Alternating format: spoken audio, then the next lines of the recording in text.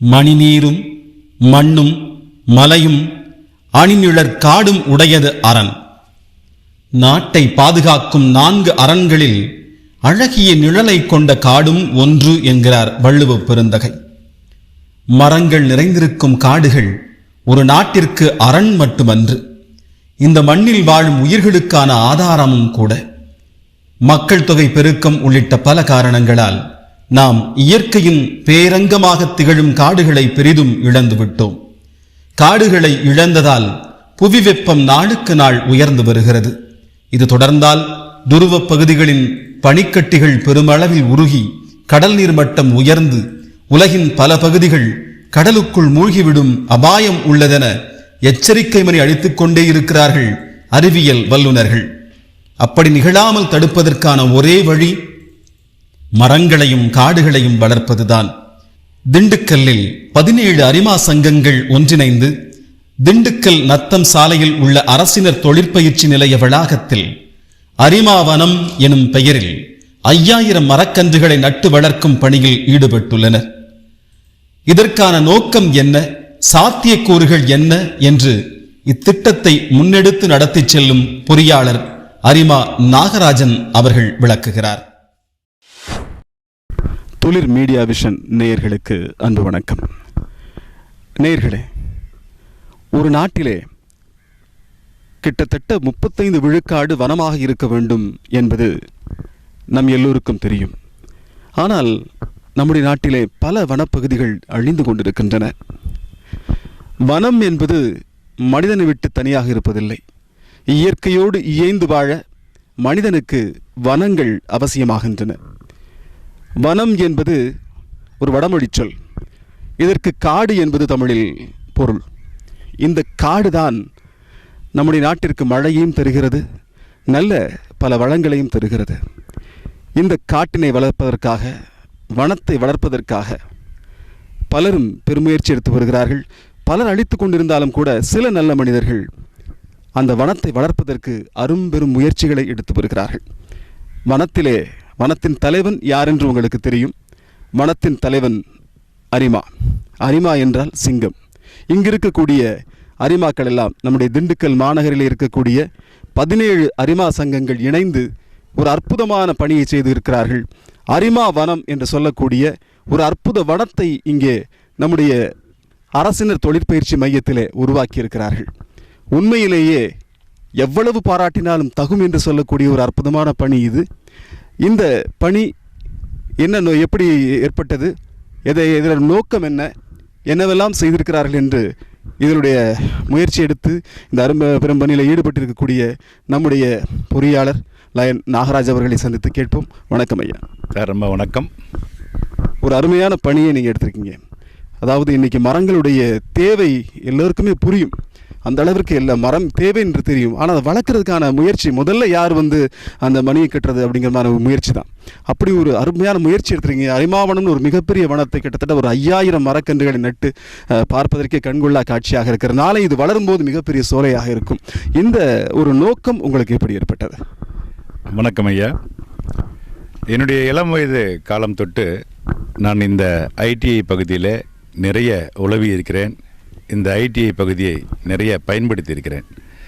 அந்த பயன்பாட்டிற்காக ஏதாவது மறுசுழற்சியாக நாம் செய்ய வேண்டும், இந்த சமூக பணியில் நாம் ஈடுபட வேண்டும் என்ற அந்த உயரிய கருத்தில் இளம் வயதில் நான் 1ஆம் வகுப்பு முதல் 12ஆம் வகுப்பு வரை படிக்கும் பொழுது இங்கு இருக்கின்ற ஒவ்வொரு கட்டிடங்களிலும் அமர்ந்து அந்த விளக்கு ஒளியிலே படித்திருக்கிறேன்.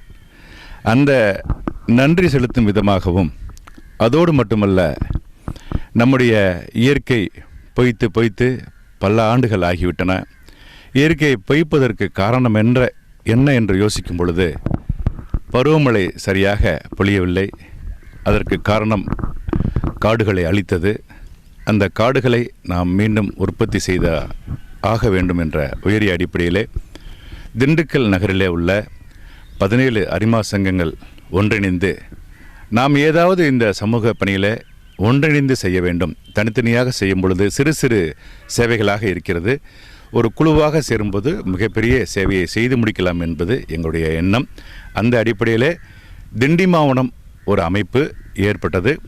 அந்த அமைப்பை பார்த்து எங்களுக்கு ஒரு உத்வேகம் பிறக்க அரிமாவனம் என்ற அமைப்பை எல்லோரும் கலந்து பேசி அரிமா மறைந்த டாக்டர் டி ராமலிங்கம் அவருடைய பெருமுயற்சியாலே அவர் எங்களையெல்லாம் ஒன்றிணைத்து பொறியாளர் இன்ஜினியர் யு மீனா சுந்தரம் அவர்கள் இந்த அரிமாவன அறக்கட்டளைக்கு தலைவராகவும், செயலாளராக எம்ஜிஎஃப் லைன் இன்ஜினியர் நாகராஜன் ஆகிய நானும், பொருளாளராக லைன் கேபி கணேசன் அவர்களும் இருந்து செயல்பட எங்களை ஒரு ஒருங்கிணைப்போடு அரவணைத்து நடத்திய எங்களுக்கெல்லாம் மூத்த அரிமா lion doctor D Ramalingam MJF அவர்கள் எங்களுக்கு ஒரு கௌரவ ஆலோசகராக இந்த திட்டத்திலே இருந்தார். அதோடு கூடுதலாக எம்ஜிஎஃப் லைன் ஹச் அபுசக்மான் அவர்களும், MGF line auditor C A Ravindran அவர்களும், எம்ஜிஎஃப் திபூசியஸ் அவர்களும் இந்த அரிமாவன அறக்கட்டளைக்கு காப்பாளராக இருந்தார்கள். அவர்களோடு சேர்ந்து 17 அரிமாவ சங்கங்களுடைய கூட்டமைப்பாக ஒரு 18.5 லட்சம் ரூபாய் செலவில் இந்த ஐடிஐ பகுதிக்கு முதல்ல சுற்றுவேலி அமைச்சாதான் நம்ம மரக்கன்றுகளை நட்டு காக்க முடியும். அப்போ இடையிடையே ஆடு மாடுகள் வந்து மேய்வதும் குறுக்கு நெடுக்குமாக ஆட்கள் பயணம் செய்வதும் தவிர்க்கப்பட்டது. அதன் தொடர்ச்சியாக இந்த மரக்குழிகள் தோண்டப்பட்டு 4 மீட்டருக்கு 4 மீட்டர் இடைவெளியிலே பல்வேறு விதமான மரங்கள் இங்கு நடவு செய்யப்பட்டது. அந்த நடவு செய்யப்பட்ட மரங்களுக்கு ஆழ்குழாய் கிணறு அமைத்து அதில் ஒரு கம்ப்ரஸர் ரெடி பண்ணி அங்கேருந்து இந்த ஐடியில் உள்ள கேணியில் அந்த தண்ணியை விட்டு அங்கேருந்து ஒரு 5 HP மோட்டரை வச்சு எல்லா மரங்களுக்கும் சொட்டு நீர் பாசனம் அமைத்து பீரியாடிக்கலாக வாரத்துக்கு 2 தண்ணி விட்டுட்டே இருந்தோம். ஒருவேளை சொட்டு நீர் சரியாக வேலை செய்யலைன்னா இங்கே அரிமாவனம் ஒரு டிராக்டரே இருக்குது. அந்த டிராக்டரை லைன் ஹச் அபுசக்மான் எம்ஜிஎஃப் அவர்கள் வழங்க, அந்த டேங்கரை வந்து எங்களுடைய முன்னாள் மாவட்ட ஆளுநர் பெருந்தகை பிடிஜி சங்கரநாராயணன் அவர்கள் வழங்க இந்த மரங்களுக்கு வாரத்துக்கு 1 முறை 2 முறை தண்ணியை விட்டு வந்தோம்.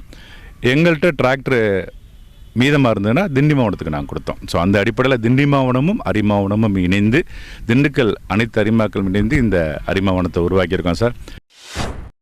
இந்த மழை மேகங்களில் இருக்கின்ற மழை நீரை இந்த தரைக்கு இழுத்துட்டு வர்ற வெள்ளி படிகள் தான் நம்முடைய மரகத படிகள் தான் நம்முடைய மரங்கள். அதனால் அத்தகைய மரங்களை காத்தாதான் நமக்கு மழை பெய்யும். முறையாக மழை பெஞ்சாதான் நிலத்தடி நீர் உயரும். திண்டுக்கல் பகுதியில் எனக்கு விவரம் தெரிய நான் சிறுபிள்ளையாக இருக்கும்போது 100 அடியில் தண்ணி இருந்தது. இப்பொழுது 1200 அடியில் போயிடுச்சு அப்படின்னு எல்லாரும் கவலைப்படுறோம். யார் தான் அதுக்கு இந்த முடிவுக்கு துவக்கம் இருக்கணும் அப்படிங்கிற அடிப்படையில் பல்வேறு துவக்கங்கள் இப்போ நடந்தாலும் எங்களுடைய அரிமா நண்பர்களுடைய உதவியில் இந்த துவக்கத்தை செஞ்சு இன்றைக்கி கிட்டத்தட்ட ஒரு 3.5 ஆண்டுகள் ஆகுது. இந்த அளவில் நீங்கள் பார்க்குறீங்க. அருமையாக சொன்னீங்க. அதாவது இதுதான் அந்த மரகத படிகள் அப்படின்னு சொன்னீங்க. உண்மையிலேயே கண்களுக்கு குளிர்ச்சி மட்டுமல்ல, பல உயிர்களுக்கு வாழ்விடமாக கூட திகழ்து மரங்கள். ஒரு மரம் அப்படிங்கிறது கிட்டத்தட்ட லட்சக்கணக்கான பறவைகளுக்கு வாழ்விடம். சின்ன சின்ன நுண்ணுயிர்கள் நிறைய இருக்குது. அப்படிப்பட்ட மரங்களை மனிதன் கருணை நோக்கத்தில் வளர்க்கலாம். தனக்காக மட்டுமல்லாமல், சுயநல நோக்கில் மட்டுமல்லாமல், மற்ற உயிர்களெல்லாம் வாழ வேண்டும் என்ற நோக்கிலும் கூட அந்த மரங்களை வளர்க்கலாம். பார்த்தீங்கன்னா திண்டுக்கல் இருக்கக்கூடிய மக்கள் தொகை ஒருத்தருக்கு ஒரு மரம் நட்டால் கூட ஒரு நாளில் கிட்டத்தட்ட ஒரு 10 லட்சம் மரங்களை நட்டிவிட முடியும். ஒரே நாளில் மாற்றங்களை ஏற்படுத்துவது மிக சாத்தியம் இருக்கின்றன. ஏராளமான சாத்தியங்கள் இருக்கின்றன. அந்த சாத்தியங்களை எப்படி தொடங்குவது என்பதில் தான் இங்கே தயக்கம் இருக்கிறது. அந்த தயக்கத்தை உடைத்திருக்கிறீர்கள் அரிமாவனம் சார்பாக. உண்மையிலே ஒரு 5000 மரக்கன்றுகளை சில பேரின் முயற்சியில் நட்டிருக்கிறீர்கள். பாராட்டத்தக்க உண்டு. அதாவது 17 அரிமா சங்கங்கள் இணைந்து இந்த மிகப்பெரிய வனத்தை உருவாக்கி இருக்கிறீர்கள். உண்மையிலேயே இது வளர்ந்து நிற்கும் போது எப்படி இருக்கும் என்ற கற்பனை காட்சிகள் எல்லாம் இப்போது நம்முடைய கண்ணுக்குள் தோன்றுகின்றன, நெஞ்சுக்குள் தோன்றுகின்றன. அப்படிப்பட்ட ஒரு வனத்தை இங்கே உருவாக்கி இருக்கிறீர்கள். இது மட்டுமல்ல, இது போன்று திண்டுக்கல்லில் இருக்கக்கூடிய பல இடங்களிலும் வனங்கள் உருவாக வேண்டும். உங்களுடைய முயற்சிக்கு வாழ்த்துக்களை தெரிவிக்கும் அதே வேளையில் எப்படி இது சாத்தியப்பட்டது, எப்படி எல்லோரும் எப்படி இணைந்தார்கள் இதில், அதை பற்றி சொல்லுங்கள். ரொம்ப அருமையான ஒரு கேள்வி. சாத்தியம் என்பது என்னுடைய இள வயதிலேயே சார், நீங்கள் பார்த்தீங்கன்னா எல்லைகளை நான் விரிவுபடுத்திகிட்டே இருப்பேன். எனக்கு நானே அளவுகோலை கூட்டிக்கிட்டே இருப்பேன். என்னால் ஒரு 10 அடி தான் ஓட முடியும்னா நான் 20 அடி ஓடுறதுக்கு முயற்சி பண்ணுவேன். இது இள வயதிலிருந்து. இந்த பகுதியில் பார்த்திங்கன்னா நம்ம உளவிய நமக்கு பயன்பட்ட இந்த பகுதிக்கு ஏதாவது செய்யணுங்கிற அடிப்படையில் நான் படித்து முடித்தவுடன் என்னுடைய தந்தையார் காலமாகிவிட்டார். அதுக்கப்புறம் என்னுடைய குடும்பத்தையும் என்னையும் நிலைநிறுத்துவதற்காக நான் ஓடோடிய காலங்கள் உண்டு. ஆனாலும் என்னுடைய தந்தையாரும் தாயும் விதித்து சென்ற அந்த சமூக பணி என்னை ஆட்படுத்தி கொண்டு என்னை தூண்டிக்கொண்டே இருக்கும் இரவில் தூங்க விடாமல். பொருளாதாரம் தான் உதவி செய்ய முடியும் அப்படிங்கிறது கிடையாது சார். ஒருத்தருக்கு பண உதவி செய்யலாம், உடல் உழைப்பு கொடுக்கலாம், நம்முடைய அறிவு தானத்தை கொடுக்கலாம், நம்முடைய முயற்சிகளை கொடுக்கலாம், நம்முடைய உழைப்பு கொடுக்கலாம். அப்படிங்கும்போது நான் ஒரு 23 வயதில் தந்தையார் காலமாகி அப்படியே 27 வயதில் திருமணம் முடியுது. நான் அரிமாவுக்கு 2007 நான் உள்ளே நுழைஞ்சேன். அப்போ அரிமாவில் நுழையும் போது எனக்கு தயாரிட்ட ஒரு சேவைக்காக நான் அரிமாவை ஒரு தேர்ந்தெடுத்து நான் போகும்போது அரிமாவுடைய செயல்பாடுகள் என்னை ரொம்ப கவர்ந்தது.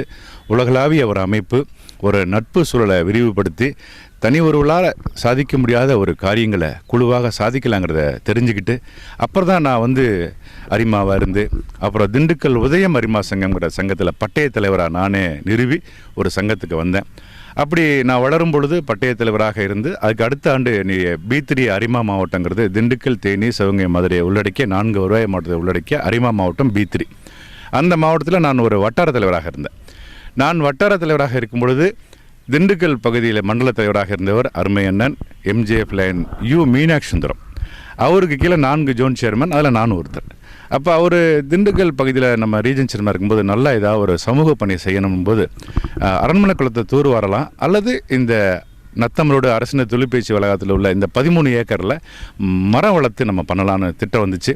அந்த மரம் வளர்க்குற திட்டம் தான் அவர்கிட்ட சொன்ன உடனே மறுபேதும் தெரிவிக்காமல் உடனே நம்ம திண்டுக்கல் பகுதியெல்லாம் ஒரு கிளஸ்டராக சேருவோம் சொல்லி ராமலிங்கம் டாக்டர், ஆடிட்டர் ரவீந்திரன், திபூசியஸ் சார், அதே மாதிரி அபிஷக்மான் இவங்களாம் காப்பாளராக இருந்தாங்க. தலைவராக இன்ஜினியர் மீனாட்சி சுந்தரமும், செயலராக நானும், பொருளாளராக KP கணேசன் ஒரு அமைப்பை ஏற்படுத்தி எங்களுக்குள்ள EC மெம்பர்லாம் வச்சு இந்த ஃபண்டு கிரியேஷனுக்காக என்ன ஒருத்தரால் செய்ய முடியாதுங்க ஃபண்டு கிரியேஷன். அப்போ பட்ஜெட் போடும்போது 18 லட்சம் வந்துடுச்சு இதுக்கு. அப்போ 18 லட்சம் வரும்போது சார் ஒரு தனி ஒருவரால் கொடுக்க முடியான்ட்டு அப்போ எல்லாருமே சேர்ந்து செய்ய ஒரு கை ஓசை வந்தோன்னே பல கைகள் ஓசை வந்தது. அவரை சுற்றுவேலி அமைக்க, போர் போட, கிணற்று அந்த மோட்டார் வாங்குவதற்கு, அதே போல் மரக்கன்றுகள் கொடுக்கறது, திண்டிமாவனத்துடைய உதவி எங்களுக்கு ரொம்ப உதவியாக இருந்துச்சு. அந்த அமைப்புக்காரங்க நல்லா பெருதவி பண்ணாங்க. அதோட இங்கே உள்ள இந்த நிலப்பரப்பு ஒரு டாஸ்காக இருந்தது.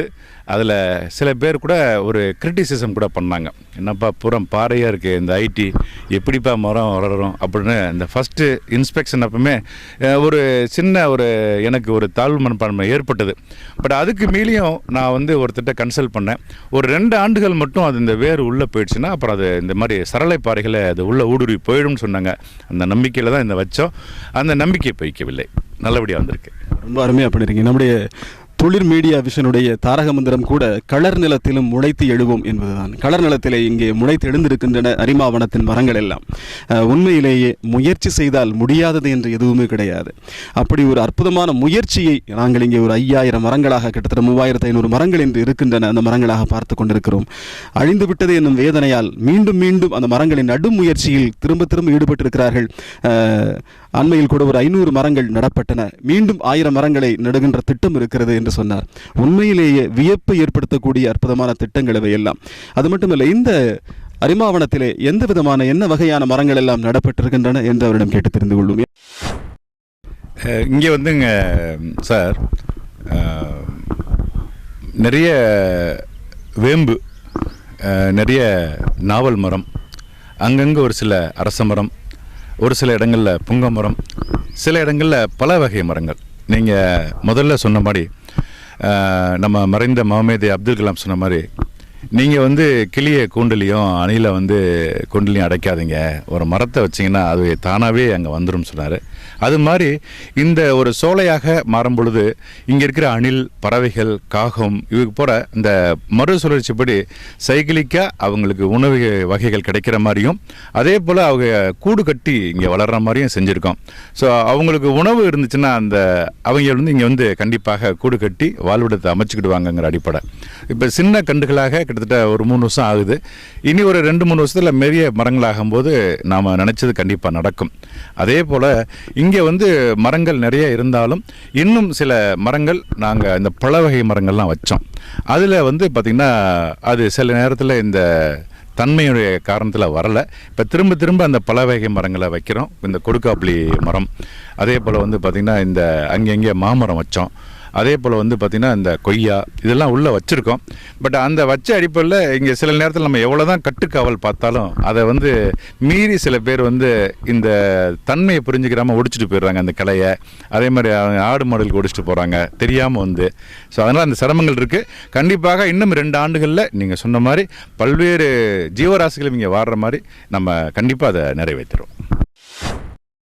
தாயை பற்றி சொல்லும்போது சொல்லுவாங்க, மகன் என்ன தீமை செய்தாலும் அதையெல்லாம் பொறுத்து கொண்டு நன்மையை மட்டுமே செய்யக்கூடியவள் தாய் அப்படின்னு சொல்லுவாங்க. ஒரு மகன் எவ்வளவு பெரிய தீமையை செய்யட்டும், எத்தனை பெரிய அநியாயத்தை செய்யட்டும், இவன் என் மகன் என்று ஏற்றுக்கொண்டு வாழக்கூடிய அற்புதமான கருணை உள்ளத்திற்கு சொந்தக்கார அன்னை தாய். அப்படிப்பட்ட தாயின் உள்ளம் இந்த மரங்களுக்கும் இருக்கிறது. நாம் வெளிவிடக்கூடிய நச்சு வாயுவான கார்பன் டை ஆக்சைடு எல்லாம் உட்கொண்டு நல்ல ஆக்சிஜனை தருகிறது. அப்படி பார்த்தால் மரங்களும் தாய்தான். இந்த தாய்மார்களை இங்கே உருவாக்கி இருக்கிறீர்கள். என்றும் நம்மை காக்கக்கூடிய அற்புதமான இயற்கை தாயை இங்கே உருவாக்கி இருக்கிறார்கள். இத்தனை தாய்மார்கள் நமக்காக இருக்கிறார்கள். நிச்சயமாக இப்படிப்பட்ட ஒரு நல்ல மகன்களாக இவர்கள் வாழ்ந்து கொண்டிருக்கிறார்கள் இந்த அரிமாக்கள் எல்லாம். இந்த அரிமாக்களை நம்முடைய துளிர் மீடியா விஷன் சார்பாக மேலும் வாழ்த்துகிறோம். இதுபோன்ற நல்ல செயல்கள் இங்கே தொடர வேண்டும். இந்த நிகழ்ச்சியை பார்த்து கொண்டிருக்கக்கூடிய ஒவ்வொருவரும் நாம் வாழ்வில் ஒரு முறையாவது ஒரு மரத்தை நட்டுவிட வேண்டும் என்ற எண்ணம் முதலில் தோன்ற வேண்டும். அதன் பிறகு ஆண்டிற்கு ஒன்று நடலாம் என்று தோன்றும். அதன் பிறகு ஏன் ஒரு மாதத்திற்கு ஒன்று நட்டால் என்ன என்று தோன்றலாம். இப்படி தோன்றிக்கொண்டே இருக்கும்போதுதான் இந்த மரங்கள் இங்கே சாத்தியப்படுகின்றன. நிச்சயமாக மனிதர்கள் இயற்கைக்கு மிகப்பெரிய தீங்கிழைத்திருக்கிறோம். நம்முடைய சுயநலத்திற்காக இயற்கையை பெரும்பாலும் அழித்திருக்கிறோம். அந்த நிலை மாற வேண்டும். மீண்டும் இந்த இயற்கை அன்னையை, நம்முடைய தாயை நாம் பாதுகாக்க வேண்டும் என்பதற்கான அரும்பெரும் முயற்சி அரிமாவனம் எடுத்திருக்கிறது. அந்த முயற்சியில் ஈடுபட்ட அத்தனை பேருக்கும் நம்முடைய துளிர் மீடியா விஷன் சார்பாக மீண்டும் வாழ்த்துக்களை தெரிவித்துக் கொள்கிறோம். துளிர் மீடியா விஷன் நேயர்களே, இந்த அரிமாவனத்திலே 5000 மரங்கள் நடப்பட்டன அரிமா சங்கங்களால். அவற்றிலே 3500 மரங்கள் மிகச்சிறப்பாக வளர்ந்திருக்கின்றன. 1500 மரங்கள் அழிந்துபட்டிருக்கின்றன. அந்த மரங்களை மறுநடவு செய்யும் பணி தற்போது நடைபெற்றுக் கொண்டிருக்கிறது. இந்த மறுநடவிலே முதல் கட்டமாக ஒரு 500 மரங்களை நட்டிருக்கிறார்கள். அது பற்றி நம்முடைய மரியாதைக்குரிய லயன் என்ஜினியர் நாகராஜன் அவர்களிடம் கேட்டு தெரிந்து கொள்வோம். ஏற்கனவே நீங்கள் சொன்ன மாதிரி 5000 மரக்கன்றுகள் வச்சோம் சார். பல்வேறு காரணங்களுக்காக ஒரு 1500 மரங்கள் வந்து அது உயிர் பெறலை. அதை கண்டுபிடிச்சி சரி அந்த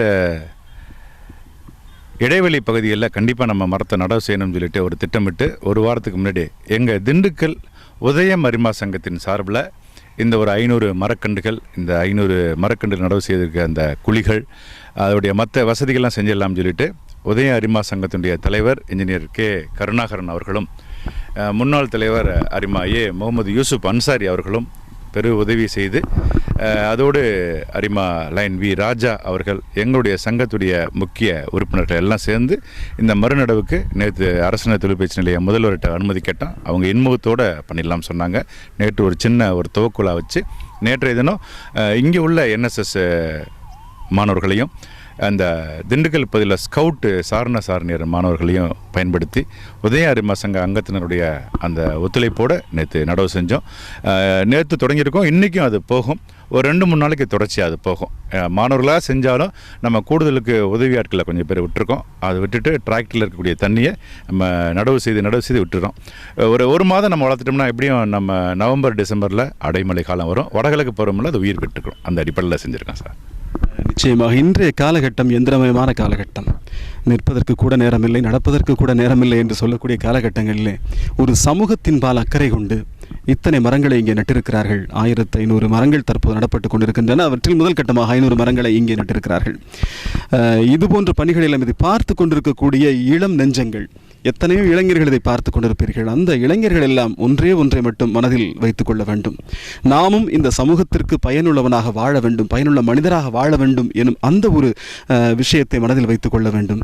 அது மட்டுமல்லாமல் மரங்கள் வளர்ப்பது என்பது இயற்கையான ஒரு நிகழ்வு. பிறர் சொல்லித்தான் அதை வளர்க்க வேண்டும் என்பதில்லை. உங்களுக்கே நீங்கள் அந்த மரம் வளர்க்க வேண்டும் என்ற எண்ணத்தை ஏற்படுத்திக் கொள்ளுங்கள். நிச்சயமாக இது மகிழ்ச்சியான ஒரு பணி. இது கடினமான ஒரு பணி அல்ல, மிக மிக மிக மகிழ்ச்சியான ஒரு பணி. இன்று நீங்கள் இந்த நீங்கள் படிக்கக்கூடிய கல்வி வளாகத்திலே ஒரு மரத்தை நட்டு வைத்திருக்கிறீர்கள்.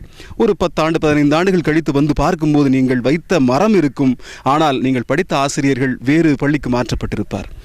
இப்படி நீங்கள் எண்ணி பாருங்களேன். உங்கள் பள்ளிகளில் வளர்க்கலாம், கல்லூரிகளில் வளர்க்கலாம், உங்கள் தெருக்களில் வளர்க்கலாம். வளர்க்க ஏராளமான இடங்கள் உள்ளன. மரங்களை வளருங்கள், வளருங்கள், வளருங்கள் என்று அரிமா சங்கம் சார்பாக கேட்டுக்கொள்கிறோம். நேர் நெஞ்சங்களே, இதை பார்த்து கொண்டிருக்கக்கூடிய ஒவ்வொருவரும் இன்றைக்கு சூளுரை எடுத்துக்கொள்ளுங்கள். நம் வாழ்வில் ஆண்டிற்கு ஒரு மரமாவது நாம் நட வேண்டும் என்ற சூளுரை எடுத்துக்கொண்டால் அதுவே இந்த நிகழ்ச்சியின் வெற்றியாக கருதுகிறோம். நன்றி. மரங்கள் மனிதரை விட மேம்பட்ட குணம் கொண்டவை. எப்போதுமே மனிதருக்காக இதோ கைகளை விரித்து வானத்திடம் மழையை தாய் என்று வேண்டக்கூடிய அற்புதமான குணம் படைத்தவை இந்த மரங்கள். மரம் நட வேண்டும் என்ற எண்ணம் எப்படி ஏற்பட்டது என்பதை நம்முடைய பொறியாளர் நாகராஜன் ஐயா அவர்களிடம் கேட்டு தெரிந்து கொள்வோம். எப்படி சார் ஏற்பட்டது உங்களுக்கு இந்த எண்ணம்? இயற்கையில் நான் ஒரு சிவில் இன்ஜினியர். நான் அப்போ நம்ம அந்த படிப்பில் பார்க்கும்போது பார்த்திங்கன்னா ஆதி மனிதன் குகைகள்லையும் பெரிய மலை இடுக்குகள், பாறை, உயரமான மரங்கள், மலைகள், இது போன்ற பகுதிகளில் வாழ்ந்தான் அப்படின்ட்டு நம்ம படிச்சிருக்கோம்.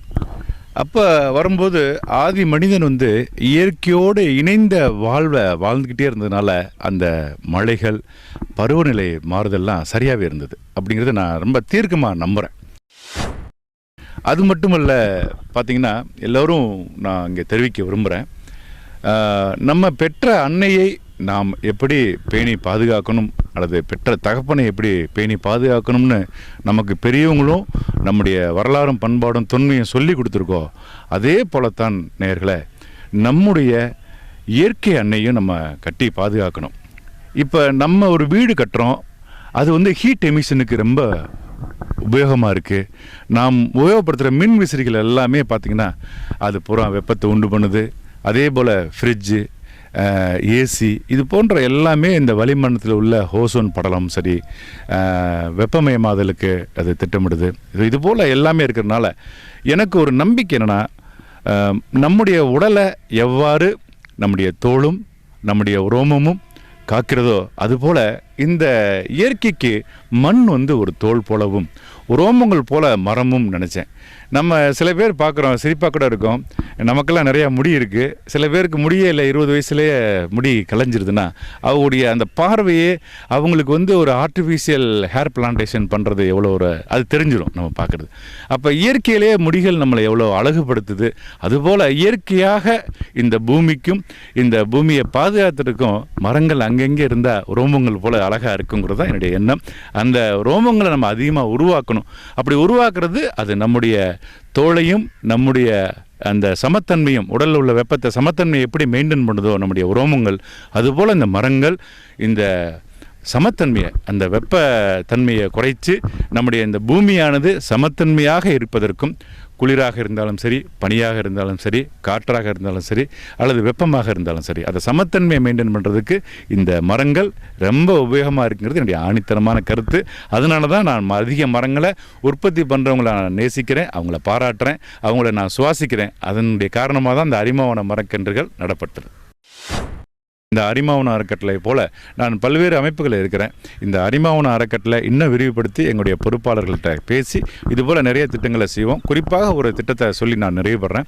நம்முடைய அடிநூத்து பெரிய கம்மாய், நீங்கள் பார்த்தீங்கன்னா அடிநூத்து பஞ்சாயத்தில் பெரிய கம்மாய் 56 ஏக்கர் பரப்பளவு கொண்ட அந்த கம்மாயை அரிமாவன அறக்கட்டளையே ஒரு 12 லட்ச ரூபா செலவில் தூர்வாரி இருக்கோம். நம்முடைய முன்னாள் ஆட்சித்தலைவர் திருமிகு டாக்டர் டிஜி வினய் அவர்கள் இந்த அரிமாவனம் இந்த ஐடிஐ வளாக திட்டத்திற்கும் அவர் பேருதவி பண்ணியிருக்கிறாரு. அதே போல் அந்த அடிநூத்து பெரிய குளம் தூர்வாரதுக்கும் எங்களுக்கு பேருதவி பண்ணி எங்களோட ஒரு 20-30 தடவை குளத்துக்கு சர்வேல உச்சிவேலாம் வந்திருக்கார். அதுபோல் ஒரு மாவட்ட ஆட்சித்தலைவரை நம்ம காணுவது அரிது. ஸோ ஒரு ஆட்சித்தலைவரும் நம்மை போன்ற சமூக ஆர்வலர்களும் அரசு அலுவலர்களும் நம்ம ஒன்றிணைஞ்சு பயன்பற்றா இது மட்டும் இல்லை, நிறைய பணிகளை சாதிக்க முடியும் ஐயா. அதனால் என்னுடைய ஒரு நன்றிகளையும் வணக்கத்தையும் துளிர் மீடியா விஷனுக்கு தெரிவித்துக் கொள்கிறேன். நீங்கள் இதுபோல் இன்னும் எண்ணற்ற நிறைய மறைந்திருக்கக்கூடிய விஷயங்களை நீங்கள் வெளியே எடுத்து வரணும். இந்த வெளி உலகத்துக்கு இந்த துளிர் மீடியா விஷன் ஒரு விழிப்புணர்வு நிகழ்ச்சிகளாக நடத்துகிறது. இந்த விஷன் என்று அடுத்தவர்களுக்கு இருண்ட பார்வையை ஒரு விளக்கிய பார்வையாக, விலாசமான பார்வையாக இந்த துளிர் மீடியா விஷன் இருக்கும் வழங்க வேண்டும் என்று அன்பாக வேண்டுகோள் விடுத்து நன்றி கூறி விடைபெறுகிறேன். நன்றி, வணக்கம். நிச்சயமாக உங்களுடைய சமூக அக்கறையுடன் கூடிய அத்தனை பணிகளும் வெற்றி பெற எங்களுடைய துளிர் மீடியா விஷன் சார்பாக வாழ்த்துகிறோம். குழந்தைகளை வேணால் 2 பெற்றுக்கொள்ளுங்கள், மரங்களை வளர்ப்பதை நிறைய செய்யுங்கள். நிறைய மரம் வளர்க்க வேண்டும். அதுதான் நம்முடைய குழந்தைகள். இனிமேல் ஒவ்வொருவரும் இதை பார்த்து கொண்டிருக்கக்கூடிய ஒவ்வொருவரும் மரம் நட வேண்டும், மரம் வளர்க்க வேண்டும். மிகப்பெரிய ஒரு அரிமாவனம் போல் பல வனங்கள் இங்கு உருவாக வேண்டும் என்பதுதான் நம்முடைய அரிமாவனத்தின் எண்ணமாக இருக்கிறது. துளிர் மீடியா விஷனின் கொள்கையும் கூட அதுதான். நிச்சயமாக இது போன்ற ஒரு அற்புதமான விஷயத்தை செய்து கொண்டிருக்கக்கூடிய நம்முடைய அரிமாவனம் சார்பாக பாடுபட்ட ஒவ்வொரு நெஞ்சத்திற்கும் இந்த வேளையிலே நம்முடைய துளிர் மீடியா விஷன் சார்பாக நன்றியை தெரிவித்துக் கொள்வோம். ஏனென்றால் அளப்பரிய பணியை செய்திருக்கிறார்கள். இந்த அற்புதமான பூமிக்கு ஆடை அணிவித்திருக்கிறார்கள், பசுமை ஆடையை அணிவித்திருக்கிறார்கள். அவர்கள் எல்லாம் மானம் காத்திருக்கிறார்கள், பூமியின் மானத்தை. அவர்களுக்கு நம்முடைய துளிர் மீடியா விஷன் சார்பாக நன்றியை தெரிவித்துக் கொள்வோம். நேயர்களே, தொடர்ந்து நம்முடைய வீடியோக்களை பார்த்து கொண்டிருக்கக்கூடிய நேயர்கள் மறக்காமல் சப்ஸ்கிரைப் செய்யுங்கள். அது மட்டுமல்லாமல் உங்களுக்கு பிடித்திருந்தால் ஷேர் செய்யுங்கள், லைக் செய்யுங்கள், உங்களுடைய கருத்துக்களை கமெண்ட் செய்யுங்கள். மீண்டும் ஒரு வீடியோவில் சந்திப்போம். நன்றி. மரம் வளர்ப்போம், மரம் வளர்ப்போம், மழை பெறுவோம், மழை பெறுவோம், மண் வளம் காப்போம், மண் வளம் காப்போம், நிலத்தடி நீரை காப்போம், நிலத்தடி நீரை காப்போம், சுற்றுப்புற சூழலை பேணுவோம், சுற்றுப்புற சூழலை பேணுவோம், இயற்கையை காப்போம், இயற்கையை காப்போம், பாலித்தீன் உபயோகத்தை தடுப்போம், பாலித்தீன் உபயோகத்தை தடுப்போம், மரங்களை நட்டு வைத்து வளர்ப்போம், மரங்களை நட்டு வைத்து வளர்ப்போம், காடுகளை காப்போம், காடுகளை காப்போம், மழைநீர் ஓடைகளை காப்போம், மழைநீர்